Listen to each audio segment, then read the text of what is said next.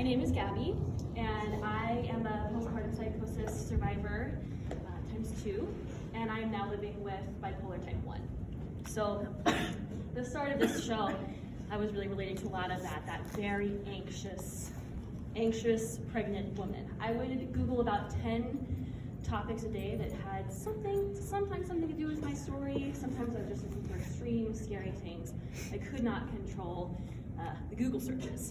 And that stayed on towards the end of the pregnancy. I actually had trouble sleeping above and beyond having a child in my belly. So then at the end of that, my son was born.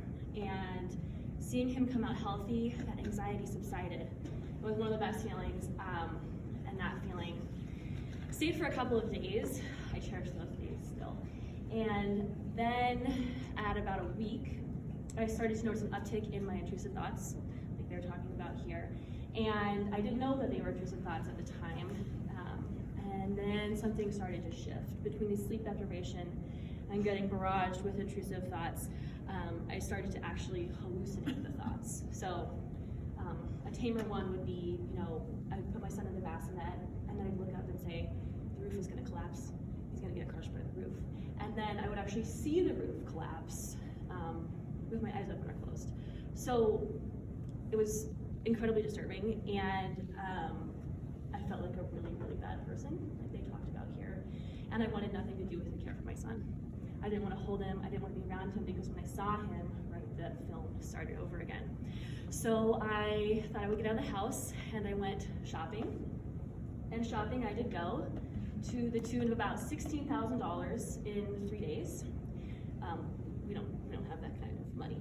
So that was a strange behavior that was starting. And then I started to close down the mall. I would be walking around the mall all day, not with my son. I'd close it down at night, and then when I got home, I couldn't sleep. I could not sleep when my son was sleeping. I couldn't actually close my eyes. I'd have to be prompted by somebody else, my husband. You gotta close your eyes. You gotta actually close your eyes to sleep. And I couldn't. And then I started to think that somebody was coming to hurt my son. And I started hearing people outside of our apartment that were conspiring to kill him. And I tried to join the Navy SEALs. Another not gonna happen situation. So there I was, and that would have continued. Right, so this happened in the span of about 5 days. And the psychosis moms that we saw in that show, that was weeks to months. And I do believe I would have continued to cascade down that awful slope, except for my husband, who knew something was wrong, but didn't know what was wrong. And he got me to the ER. So one of my platforms is that the spouses really need to be educated and aware of the symptoms. I wish we had that PowerPoint, boy howdy, because we would have known what we were looking at, but we didn't. And I always say I was the last person invited to my mental health party. And I had no idea why I was there. And I remember thinking it was because I had walked 11 miles the day before at the mall, and I had hip pain and I was cramping. Yep, and so that's not why I was there though. And the stuff going on downstairs was nothing to the emergency going on upstairs. And I remember when the social worker came in, I knew something was up.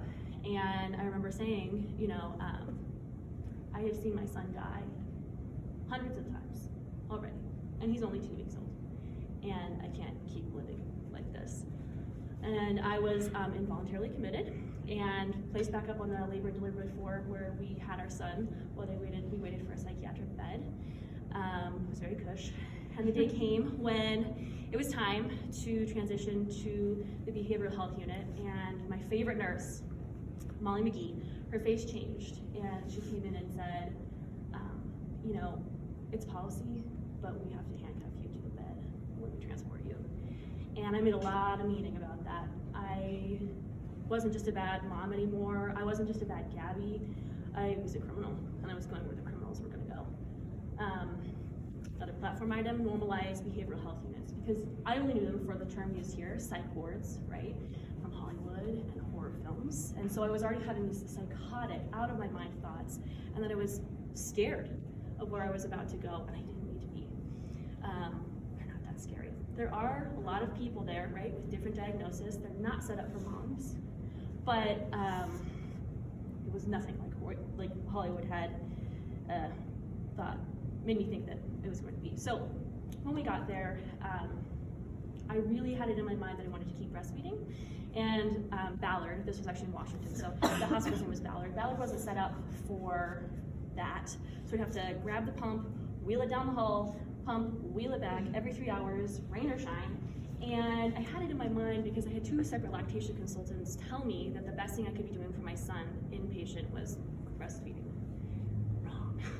Wrong, wrong. I needed my brain to rest.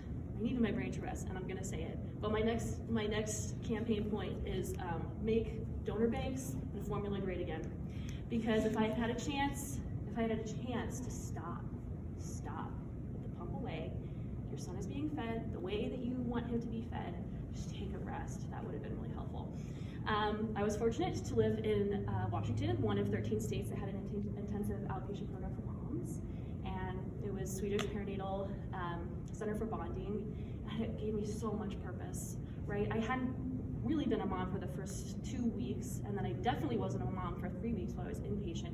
And now here I am holding a baby that I kind of know, and maybe I'm a mom, but I'm not really bonded, and I have a lot of feelings, and they gave me a roadmap to navigate all of that. I'm incredibly grateful. So I would fight Seattle traffic to go to the high-rise hospital 3 days a week, and that was for about 4 months, and then I graduated. And that should be the end of the story, right? But in about 7 months, I really wanted this chapter of my life to be over. I did not have the insight yet that I was bipolar, and I stopped taking my medicine. I stopped taking my mood stabilizer, my antipsychotic. Hilarity ensued. No, it wasn't funny. I attempted suicide 3 separate times in the coming months, and I did it very quietly.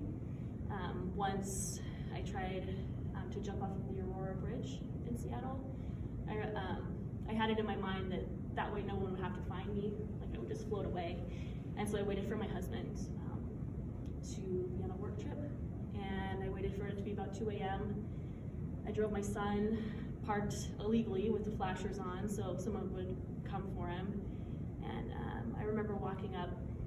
They knew I was coming because I was not the first person with this idea. There was a suicide barrier on the bridge. And I remember thinking, not gonna stop. And so it was 2 fences that you had to jump. And I took my coat off, and I had hopped up onto the first one.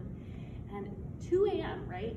There was a guy walking his dog coming my direction. And I remember thinking, we locked eyes, and he knew exactly what I was doing. And I was like, I think I could probably make to the second one before he got to me.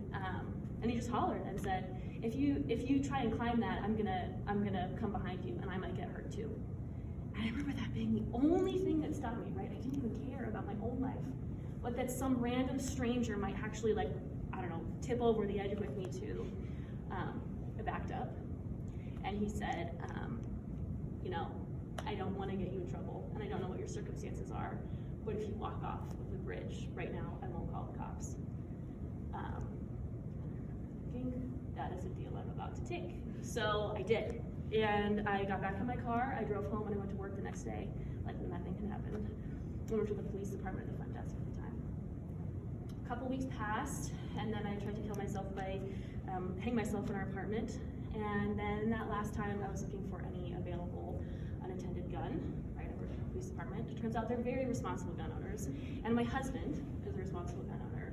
Our guns, we do have guns at home, and they were always safely stored. I never had the opportunity, and I am so grateful for that. When I knew things were getting bad, I knew it was time to come home. Both of our families are from here, and I knew it was time. I needed help. I was in real trouble.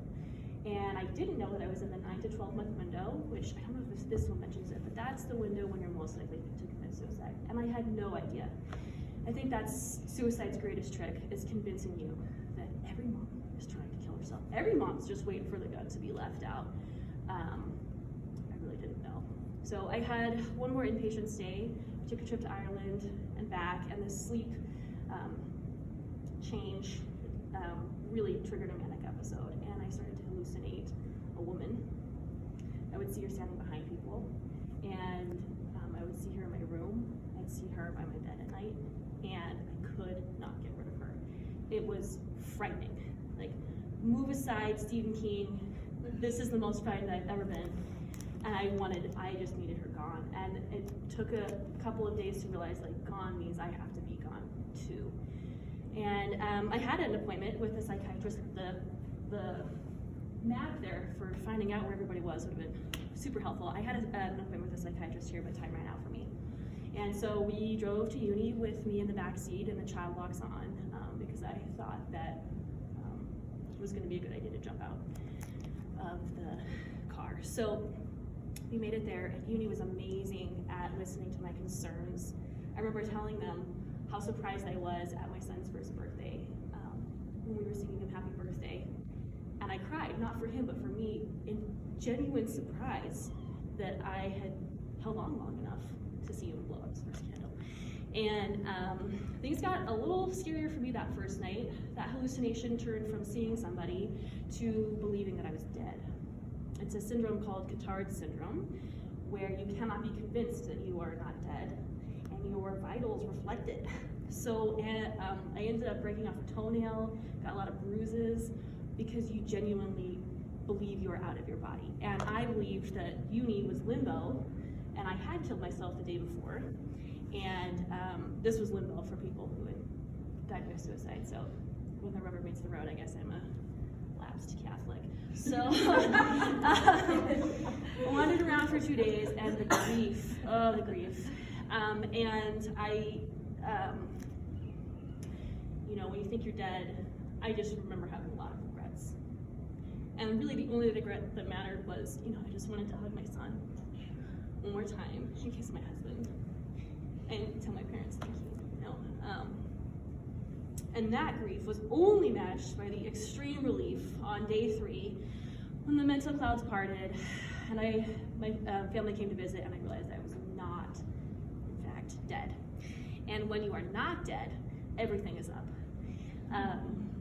I was enrolled in Serenity's intensive outpatient program, and we talk a lot about life-saving things, and I do want to mention here, because it's kind of mentioned in the film, psychiatric medication saved my life.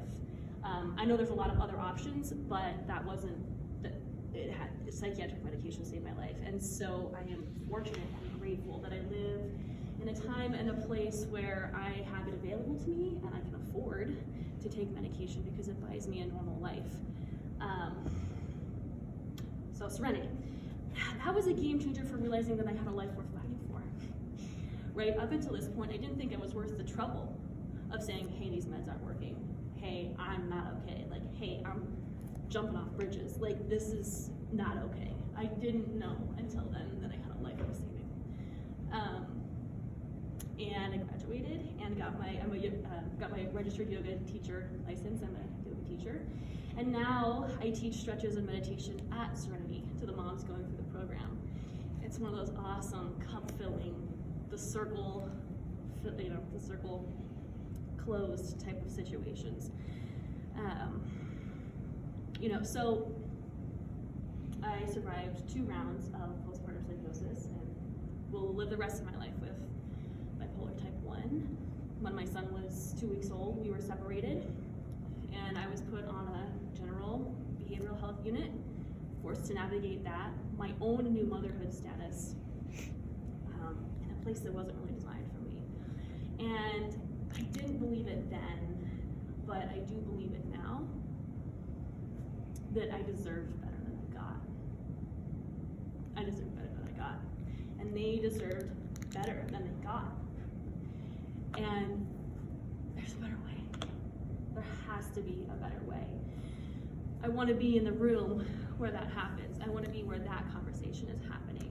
Because state, federal level, like they said here, there are reasonable measures that have not been able to pass. Universal screening, how does that not a thing, right?